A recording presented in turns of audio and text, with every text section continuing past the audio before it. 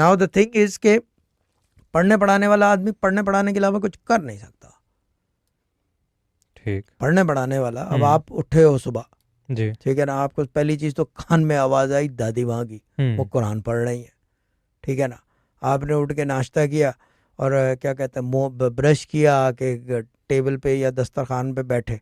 पढ़ने पढ़ाने वालों के यहाँ अमूमन जो है टेबल पे भी नहीं, दस्तरखानों पे बैठा जाता है, क्योंकि इनकी प्रैक्टिस पुरानी होती है। मैं बात कर रहा हूँ ट्रेडिशनल घराने वाले लोगों की, दस्तरखान पे खाते हैं, ठीक है ना।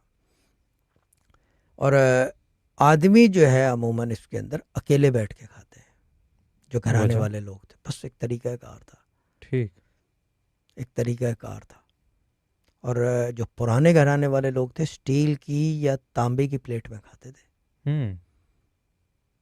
ये बड़ा एक ये रिवाज वाली चीजें हैं, ये रिवाज वाली पुरानी चीजें हैं ये।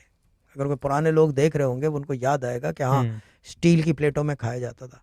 लेकिन इसको जो है ये एक लोअर नजर से भी देख, यार स्टील की प्लेट में खाना खा रहा है, एक लो ग्रेड वाली चीज है। बट घराने के लोगों का तरीका ही ये होता था। सही।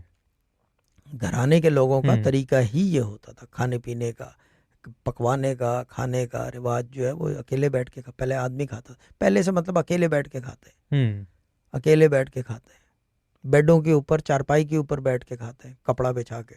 एक तरीका कार था ये पुराना।